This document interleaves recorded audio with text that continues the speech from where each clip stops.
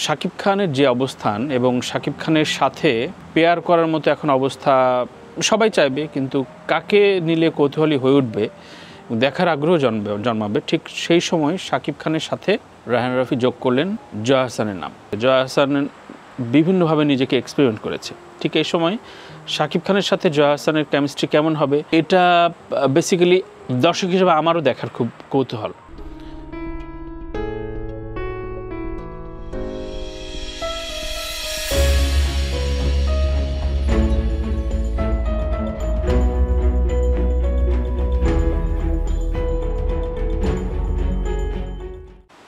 তো আমি আছি আলেকজান্দ্রিয়া নামে একটা শহরে, অদ্ভুত সুন্দর একটা শহর, আমার এক বড় ভাইয়ের বাড়িতে। এটি লুজিয়ানা স্টেটে, যুক্তরাষ্ট্রের ডালাসের ঠিক পাশেই সংলগ্ন স্টেট।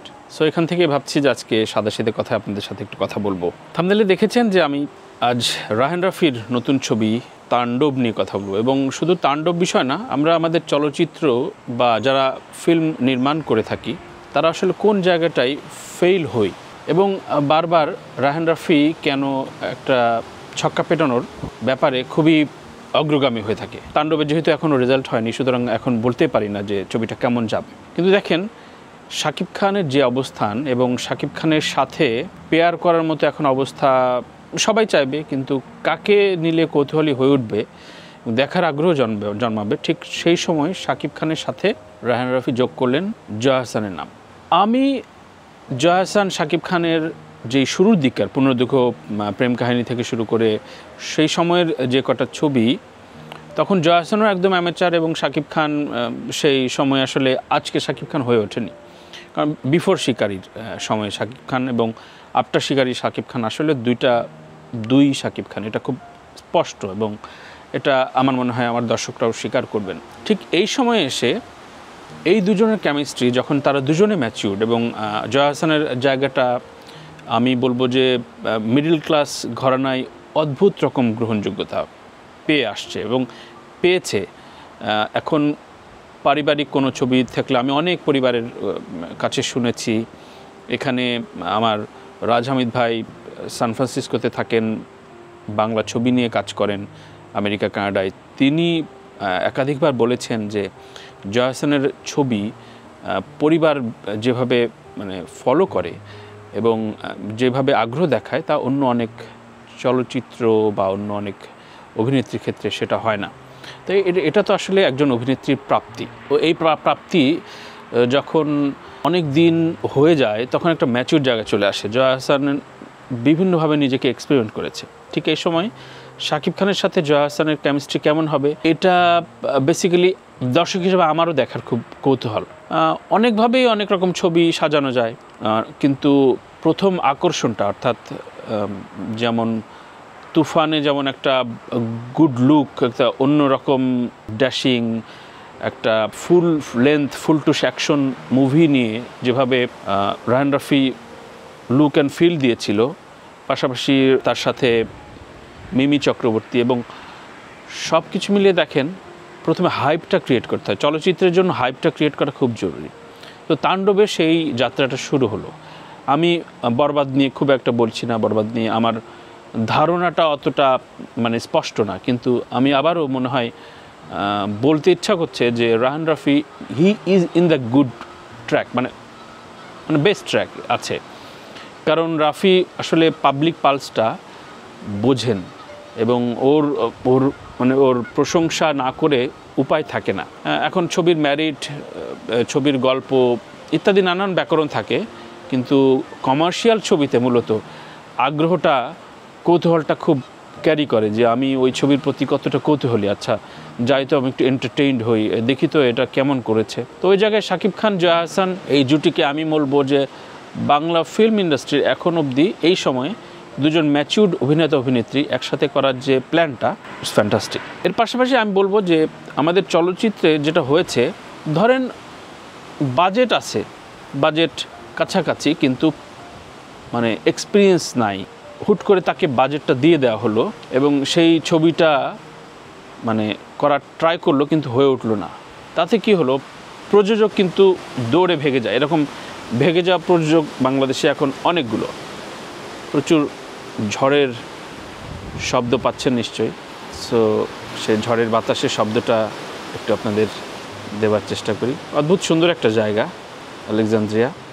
তো এই জায়গাটা আমি কয়েকদিন ধরে আছি, বাট এখানটা কখনো বসা হয়নি। আজকে বসতে বসতে মনে হলো যে একটু কথা বলি, সাদাসিধে কথা।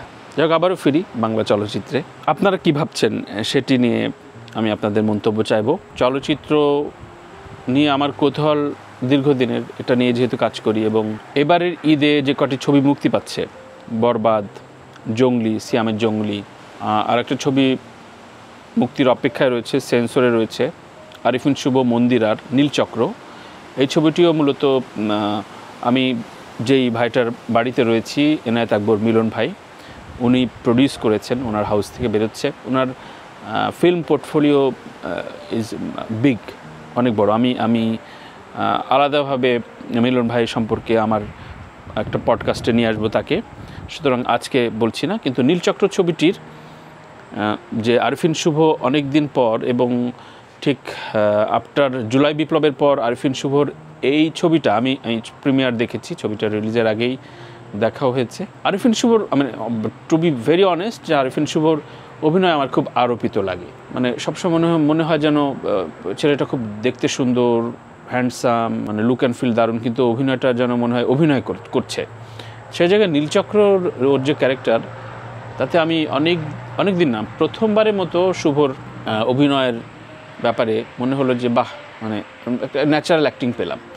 এখন হতে পারে বায়াসনেস, ধরেন আপনারা ভাবতেই পারেন যে না, আরিফিন শুভকে নিয়ে আপনি বলার কে, কিন্তু একজন দর্শক হিসেবে তো আমার একটা মতামত আছে, আমি সেই মতামতটা আপনাদের কাছে শেয়ার করলাম।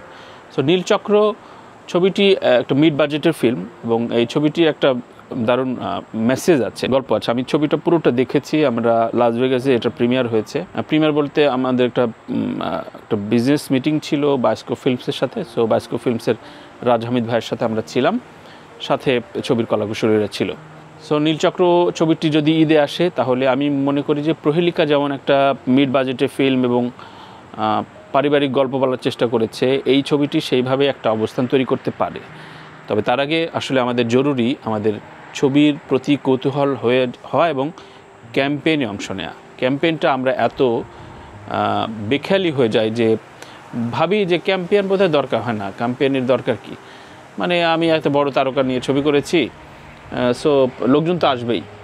কিংবা কেউ ভাবে আচ্ছা ছবি তো রেডি হয়ে গেছে, পরিচালক আমিও টাকা পাইছি, সবাই টাকা হয়েছে, ছবি একটা চললে হয়, প্রডিউসার মানে ওই যে বাংলা ভাষায় মারা খাবে, মারা খাক। সো এই অবস্থায় বাংলা ফিল্ম ইন্ডাস্ট্রি বেসিক্যালি চলছে, এবং প্রত্যেকটা প্রডিউসার কিন্তু এখন বিরক্ত কারো প্রতি। আমি দেখেছি যে আমাদের অভিনেতা অভিনেত্রী রয়েছে, কিন্তু প্রডিউসারদের সাথে যখন আমি বসি বা কথা বলি এখন এখান থেকেও, আমেরিকা থেকেও, তখন ওনারা বলেন যে আমি কাকে ট্রাস্ট করব ভাই, যাকেই টাকা দেই বা ছবি করতে বলি, ও আসলে মানে ওন করেন না ছবিটা, যে ব্যবসায়িকভাবে অ্যাটলিস্ট ব্রেক ইভেনে আনতে হবে, টাকাটা যে উঠে আসা দরকার, এটাও যে জরুরি। মানে ধরেন সবচেয়ে কম বাজেটের একটা ছবি, মানে তারপরে তো 60-70 লাখ টাকা চলে যায়। 60-70 লাখ কিন্তু মানে আমাদের বাংলাদেশি বাজারে, বাংলাদেশি আমাদের অর্থনৈতিক অবস্থায় কিন্তু অনেক টাকা ভাই। 60-70 লাখ টাকা একজন প্রযোজক জলে দিয়ে দেবে, আপনি গার্বেজ কিছু বানায় রাখবেন সেই, এবং আপনি কোনো মানে রেসপন্সিবিলিটি নেবেন না, এই রকম পরিচালক এখন অনেক। এবং সেই জায়গা থেকে যেমন আমি খুব অনেস্টলি, দরদের ছবির সমস্ত ব্যবসা চলে গেছে এখন, হয়তো আমি অনেস্টলি বলতেই চাই, যেমন অনন্য মামুন আবারও একটা মানে তার এই যে এত বড় বাজেটের একটা ছবি পেল, কিন্তু সেইভাবে সেই তুলনায় কোনো যত্ন নিতে পারলো না। সো এটা তার যেমন ম্যারিটলেস থিঙ্কিং, পাশাপাশি এতগুলো টাকা লগ্নি যেখানে হচ্ছে, সেখানে অবশ্যই প্রযোজকের টাকার প্রতি এক ধরনের শ্রদ্ধা বলবো না, এক ধরনের রেসপন্সিবল, দায়িত্বশীল হওয়াটা খুব জরুরি। আমাদের দেশে অধিকাংশ পরিচালক এই দায়িত্বশীল হতে চান না, হতে পারেন না। সো দ্যাটস ওয়াই এখানে কিন্তু সেই জায়গা থেকে আমাদের খুবই মানে শূন্যতা। আমরা বারবার বলি যে আমাদের এই নাই ওই নাই, কিন্তু আমাদের বেসিক্যালি পরিচালক নাই। পরিচালকরা ম্যাক্সিমাম অসৎ এবং খামখেয়ালি, হয়তো সে টাকা মেরে খায় না কিংবা টাকা পয়সার অনিষ্ট করে তার হিসেবেই না। অর্থাৎ আমি হয়তো মানে ছবি শুটিংয়ের আগে যে একটা সুন্দর ছক বেঁধে কাজটা করব সেটা করে ওঠে না। এটা আমি খুব প্র্যাকটিক্যালি দেখেছি বলে বলছি। যাই হোক, আজকের মতো সাদাসিধে কথা শেষ করি এই বলে যে সুন্দর দৃশ্য দেখতে দেখতে বলি যে আমার নির্মাণে একটা টেলিফিল্ম প্রকাশ পেয়েছে এটিভি ইউএসএ প্ল্যাটফর্মে। টেলিফিল্মটির নাম হচ্ছে ফাঁদের প্রেমে। টেলিফিল্মে অভিনয় করেছেন লাক্স তারকা সিফাত তাহসিন, সাইদ বাবু, আকাশ রহমান এবং একটি বিশেষ চরিত্রে আছেন জাকিয়া বাড়ি মমো। জাকিয়া বাড়ি মমো সম্পর্কে আর কিছু বলার নেই। এবং এই ছবিটি আসলে বেসিক্যালি ইমিগ্রেশন বিজনেস নিয়ে ত্রিভুজ প্রেমের গল্প, এবং সেখানে ফ্রড হয়, সেখানে প্রেমের একটা দ্বিধা দ্বন্দ্বের সমীকরণ আছে। সো এইগুলো নিয়ে ফাঁদের প্রেমে গল্পটি সাজিয়েছি। নিউ ইয়র্কের বেশ কিছু লোকেশনে প্রচণ্ড ঠান্ডার ভেতর আমরা শুটিং করেছি, বাট গল্পটা আমি আমার মতো করে বলার চেষ্টা করেছি। আশা করি দেখবেন। টেলিফিল্মটি অবমুক্ত হয়েছে এটিভি ইউএসের অফিসিয়াল ইউটিউব চ্যানেলে। আমি এই সাদাসিধে কথার সাথে কমেন্ট বক্সে লিঙ্ক দিয়ে দেবো, আপনাদের আমন্ত্রণ রইল। পাশাপাশি এই যে শাকিব খান, জয়া বা আমাদের ফিল্ম ফ্র্যাটার্নিটিতে যে কৌতূহল প্রয়োজন, সবার আগে প্রয়োজন যে আমি ছবিটির প্রতি মানে এক ধরনের অ্যাট্রাক্ট ফিল করছি কিনা, এই মতের সাথে আপনি কতটা একমত প্লিজ লিখে জানাবেন। আপনাদের মতামতগুলো জরুরি চলচ্চিত্র নিয়ে নেক্সট কোনো আলাপের ক্ষেত্রে। সবাই ভালো থাকবেন, ভালো রাখবেন। নতুন কোনো টপিকে কথা বলার ক্ষেত্রে আপনি জানাবেন যে কোন বিষয়ে আমি কথা বলতে পারি। আল্লাহ হাফেজ।